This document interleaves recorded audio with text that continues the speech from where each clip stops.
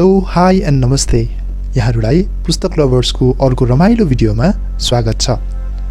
नयाँ वर्ष आउँदैछ र नयाँ वर्षका लागि बनाउने धेरै योजनाहरूमध्ये यो सालमा चाहिँ यस्तै भयो, अब आउने सालमा चाहिँ टन्न सेभिङ पनि गर्छु अनि चाहे जति कमाउँछु भन्ने विभिन्न यस्ता फाइनेन्शियल गोल्सहरू पनि यहाँहरूले बनाइरहनु भएको हुनसक्छ। अथवा या जति गरे पनि त्यस्तै हो, सोचे जै जिन्दगी रहेनछ भन्दै निराश पनि बन्नुभएको छ कि? ठिकै छ, पहिला जस्तो भयो यो वर्ष चाहिँ केही फरक हुनेछ, किनकि आजको यस भिडियोमा म यहाँहरूसँग ब्रायन ट्रेसीद्वारा लिखित गोल्स पुस्तकमा आधारित भएर आफ्नो फाइनेन्शियल गोल्सहरू प्राप्त गर्ने एकदमै प्रभावकारी टेक्निकको बारेमा जानकारी दिन्छु। यो भिडियो हेरेर मात्रै चाहिँ केही हुँदैन है, व्यवहारमा पनि लागू गर्नुपर्छ। त्यसैले झट्टै गएर डायरी र पेन लिएर आउनुहोस् त। ल्याउनु भयो? So let's start. पहिलो बुँदाबाट हामी सुरु गरौँ। पहिलो बुँदामा रहेको छ, गहिरो इच्छा शक्ति धारण गर्नुहोस्। के साँच्चै चाहनुहुन्छ? यो कुरा सोच्नुहोस्। जर्मनका फ्रेडरिक नेत्सेले भनेका छन्, he who has why to live can bear almost any how. अर्थात् जो जससँग जिउने कारण हुन्छ उसले जस्तोसुकै बाटोमा पनि सहन गर्न सक्छ। अर्थात् गहिरो इच्छा र कारण छ भने मात्र बाटोहरू खुल्दै जान्छन् भन्ने अर्थ हो।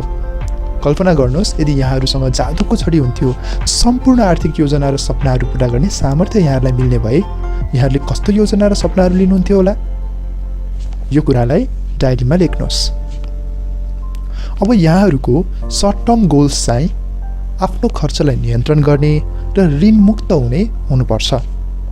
त्यसैले आफ्नो सबै ऋणहरू जति अरूलाई तिर्नुपर्ने कुराहरू हुन्छ यो सबै नोट गर्नुहोस्।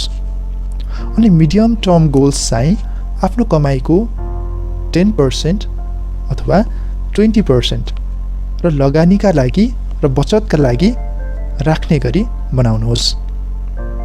कमाइको 10% देखि 20% कति हुन्छ अब यो हिसाब गरेर यहाँहरूले डायरीमा लेख्नुहोस्। अनि लङ टर्म गोल्स चाहिँ आर्थिक स्वतन्त्रता अथवा पैसाको बारेमा चिन्ता नै गर्न नपर्ने त्यस्तो जीवन निर्माण गर्ने लक्ष्य बनाउनुहोस्। अहिले एकछिनमा हामी लङ टर्म गोल्सको बारेमा अझ विस्तृत रूपमा कुरा गर्नेछौँ। दोस्रो बुँदामा हामी जाउँ। दोस्रो बुँदामा हामीले गर्नुपर्ने कार्य नै म सक्छु भन्ने विश्वास लिनु हो। यहाँहरूको विश्वास नै वास्तविकता बन्दछ। यहाँहरूले राख्नुभएको आर्थिक योजनाहरू साँचो, वास्तविक र अरूले विश्वास नगरे पनि यहाँहरूले चाहिँ विश्वास गर्न सक्ने हुनुपर्छ। उदाहरणको लागि, म मेरो कमाइ 2 गुणा बढाउँछु भन्नुभन्दा म मेरो कमाइ यो वर्ष 20% वृद्धि गर्छु भन्ने भनाइ चाहिँ अलि विश्वासिलो लाग्छ नि, होइन र? अनि यहाँहरूको लक्ष्य चाहिँ यहाँलाई महत्त्वपूर्ण त लाग्नुपर्छ नै, तर अझ महत्त्वपूर्ण चाहिँ यहाँहरूको विश्वास र मूल्यसँग मिल्ने हुनुपर्छ। तेस्रो बुँदालाई हामी हेरौँ। तेस्रो बुँदामा हामीले गर्नुपर्ने कार्य यहाँहरूले लिनुभएको लक्ष्यलाई कागजमा लेख्नु हो। अब short term goal, medium term goal and long term गोललाई मिलाएर लेख्नुहोस्। अब लङ टर्म गोल निर्धारण गरौँ है त। लङ टर्म गोल निर्धारण गर्दाखेरि यहाँहरूलाई 1 महिना जिउन कति खर्च लाग्छ लेख्नुहोस्। मानौँ एउटा सामान्य मानिसको जीवनमा, एभरेज मानिसको जीवनमा करिब 20,000 जति लाग्ला। कमी पनि हुनसक्छ, धेरै पनि हुनसक्छ। त्यसलाई 12 ले गुणन गर्नुहोस्। 20,000लाई 12 ले गुणन गर्दा करिब 2,40,000 हुन्छ। र त्यसरी आएको अङ्क अथवा 2,40,000लाई फेरि 20 ले गुणन गर्नुहोस्, जुन चाहिँ मेरो हिसाबमा 48 लाख हुन आउँछ। त्यसैले अब लङ टर्म गोल चाहिँ हाम्रो 48 लाख हुन्छ। लङ टर्म गोल पुरा गर्नको लागि 30 वर्ष, 40 वर्ष, 35 वर्ष, 20 वर्ष यहाँहरूले जति ड्युरेसन राख्न पनि सक्नुहुन्छ। अब बचत गर्दै गर्ने हो भने अलिक गाह्रो वा असम्भव जस्तो देखिएला, तर लगानी गर्ने, बचत पनि गर्ने र विभिन्न अन्य तरिकाहरू पनि छन् जसबाट हामीले आफ्नो कमाइलाई 2 गुणा, 3 गुणा यसरी विभिन्न तरिकाले बढाउन सकिन्छ। यो कुरा हामी अर्को भिडियोमा सिक्नेछौँ। अहिलेको लागि भने आफ्नो लङ टर्म गोल हामीले निर्धारण गरिसकेका छौँ। अब चौथो बुँदामा हामी हेरौँ। चौथो बुँदामा वर्तमान अवस्था पत्ता लगाउनुपर्छ। यहाँहरूले टार्गेट गरेको लक्ष्य पुरा गर्नको लागि यहाँहरूको वर्तमान अवस्थामा यहाँहरू कुन परिस्थितिमा हुनुहुन्छ र यहाँहरूको अवस्था कस्तो छ भन्ने कुरा यहाँहरूलाई स्पष्ट रूपमा थाहा भएको हुनुपर्छ। यहाँहरूसँग भएको कुल सम्पत्ति अथवा अहिलेको अवस्थामा धनको रूपमा के छ, ऋण कति छ, दिनुपर्ने कति छ, लिनुपर्ने कति छ, सबै कुराको विश्लेषण गरेर स्पष्ट लेख्नुहोस्। अनि आफ्नो नेटवर्थ पत्ता लगाउनुहोस्। नेटवर्थ पत्ता लगाउनका लागि आफूसँग भएको रकम वा सम्पत्तिबाट तिर्नुपर्ने लाइबिलिटिजहरू अथवा ऋणहरूलाई घटाउनुहोस्। धेरैजनाको नेटवर्थ माइनसमा आउन सक्छ, त्यो कुनै ठुलो कुरा होइन। नातिनुहोस्, यो केवल स्टेपको एउटा प्रक्रिया मात्र हो, पछि सुधार भइहाल्छ नि। अब हामी पाँचौँ बुँदामा हेर्नेछौँ। पाँचौँ बुँदामा किन उद्देश्य बनाउँदै हुनुहुन्छ भन्ने कुरालाई फेरि एकचोटि रिड हुनुहोस्। धेरैभन्दा धेरै कारणहरू लेख्नुहोस्। म आर्थिक स्वतन्त्रता प्राप्त गर्न चाहन्छु, म मेरो जीवनलाई अझ सहज बनाउन चाहन्छु, म मेरो परिवारलाई समृद्धि र खुसियालीतर्फ बढाउन चाहन्छु। विभिन्न कुराहरू हुन सक्छन्, लिस्टमा थप्दै जानुहोस्। यो एकदमै जरुरी छ, किनकि यसले यहाँहरूलाई पेट्रोलको रूपमा, डिजलको रूपमा मोटिभेट गर्ने काम गर्छ। र छैटौँ बुँदामा अब हामी हेर्नेछौँ।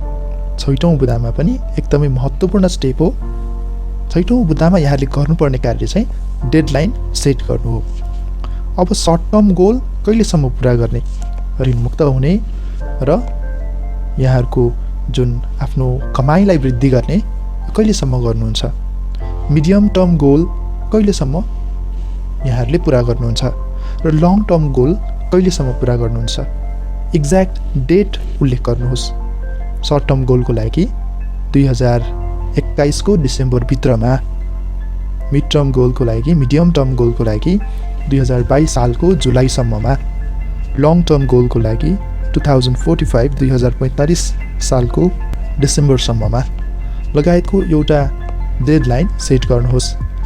यसमा पनि आत्तिनु पर्दैन, किनकि डेडलाइनहरू हामी परिवर्तन गर्न सक्छौँ, पछि चेन्ज पनि गर्न सक्छौँ। त्यसैले यहाँहरूले नआत्तिकन डेडलाइन सेट गर्नुहोस्। अब सातौँ बुँदातर्फ हामी लागौँ। सातौँ बुँदामा हामीले गर्नुपर्ने काम भनेको चाहिँ आफ्नो लक्ष्य प्राप्ति गर्नमा आफ्नो कति अङ्क छ, यहाँहरूको कति अङ्कलाई यहाँले लक्ष्य बनाउनु भएको छ, अथवा कुन उद्देश्यलाई यहाँहरूले, कुन आर्थिक उद्देश्यलाई यहाँले लक्ष्य बनाउनु भएको छ।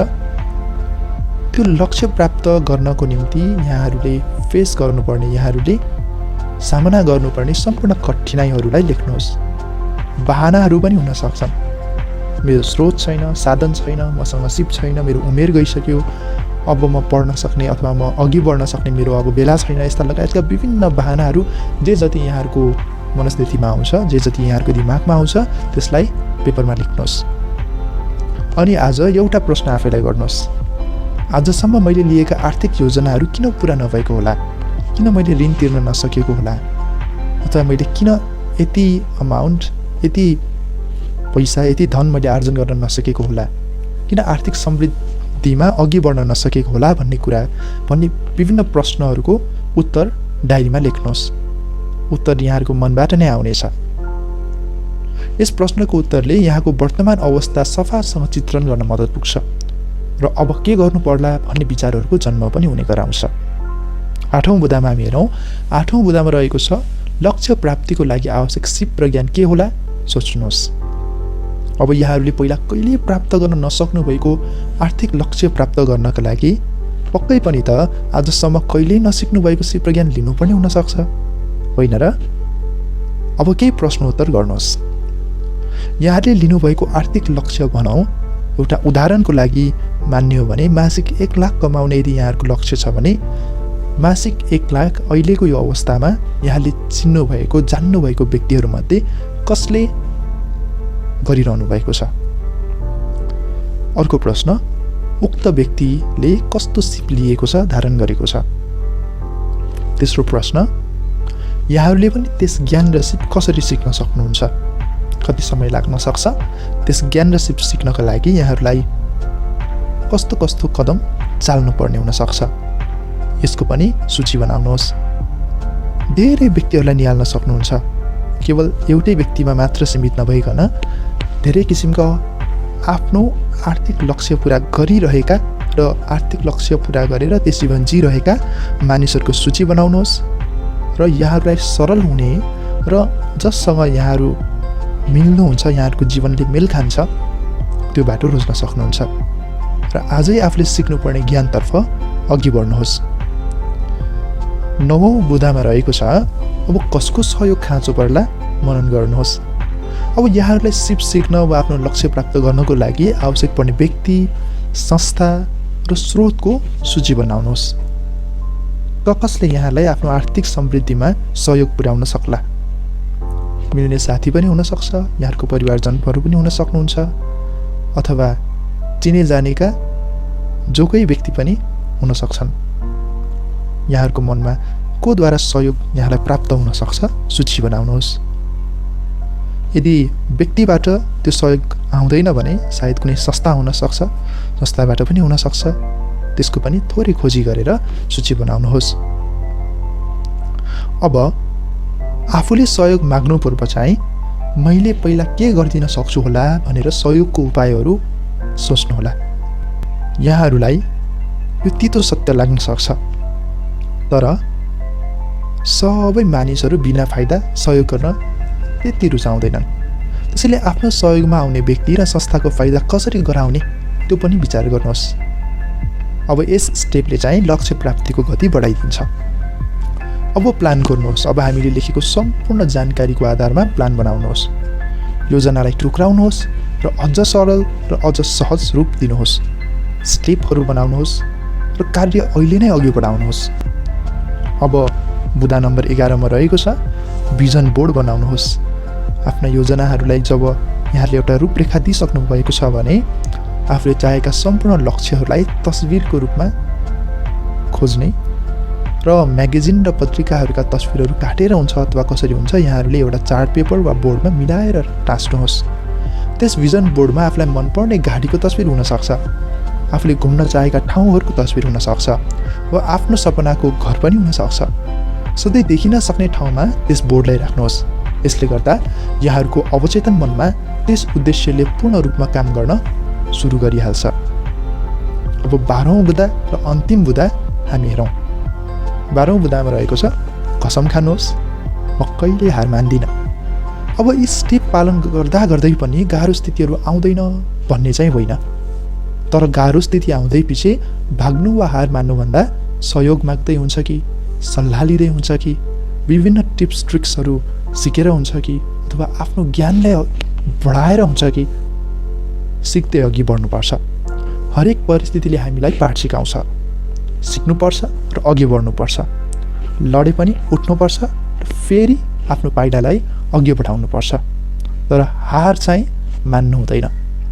आशा छ यहाँहरूलाई यी सम्पूर्ण 12 बुँदाहरूले धेरै सहयोग पुर्यायो र यस भिडियो यहाँहरूको लागि लाभदायक भयो भन्ने म आशा गर्छु र आउने वर्ष यहाँहरूको सम्पूर्ण आर्थिक लक्ष्यहरू पुरा होउन् भन्ने शुभेच्छासँगै आजको यस भिडियोबाट म यहाँहरूको होस्ट रियान्स बिदा हुन चाहन्छु। आफ्नो ख्याल गर्नुहोला। जय पुस्तक लभर्स।